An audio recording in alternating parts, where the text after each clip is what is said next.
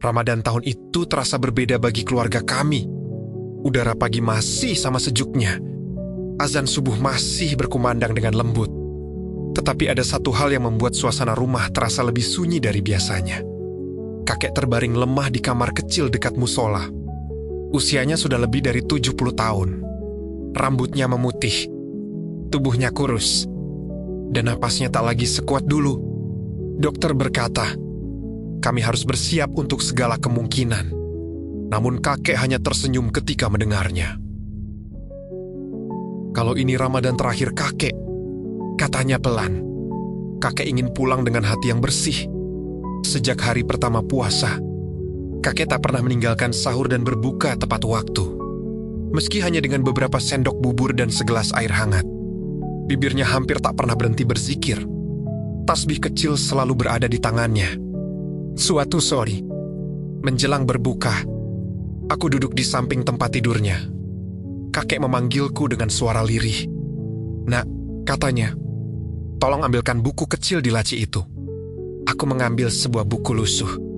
Sampulnya sudah hampir robek. Di dalamnya, aku melihat daftar nama puluhan nama. Itu apa, kek? Tanyaku. Kakek menghela napas panjang. Itu daftar orang-orang yang pernah kakek sakiti. Sengaja atau tidak, hatiku tercekat. Kakek ingin meminta maaf pada mereka semua. Lanjutnya, karena ampunan Allah itu luas. Tapi Allah juga mencintai hambanya yang memperbaiki hubungan dengan sesama. Hari-hari berikutnya, satu persatu kami membantu kakek menghubungi orang-orang dalam daftar itu.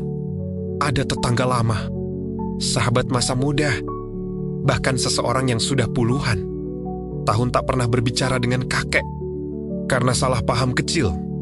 Tak semua mudah. Ada yang menangis saat mendengar suara kakek. Ada yang terdiam lama sebelum akhirnya berkata, saya sudah memaafkan sejak lama. Setiap kali telepon ditutup, kakek menangis. Bukan karena sedih, tapi karena lega. Begini rasanya ringan, katanya sambil tersenyum. Malam-malam Ramadan pun tiba.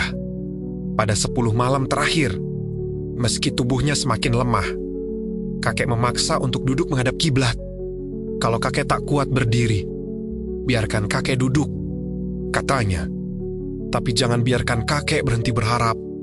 Di salah satu malam ganjil, aku terbangun untuk minum. Aku melihat kakek masih terjaga. Air mata mengalir di pipinya. Tangannya terangkat berdoa. Ampuni aku ya Allah, bisiknya. Ampuni dosa yang aku ingat dan yang aku lupa. Jangan engkau pulangkan aku sebelum engkau ridha. Malam itu terasa begitu sunyi dan begitu damai. Pagi harinya, kakek terlihat sangat tenang. Ia tersenyum lebih sering dari biasanya. Nak, katanya, kalau nanti kakek pergi, jangan sedih terlalu lama. Kalau Allah masih memberi kakek kesempatan Ramadan, itu sudah lebih dari cukup. Menjelang maghrib di hari ke-27 Ramadan, napas kakek mulai melambat.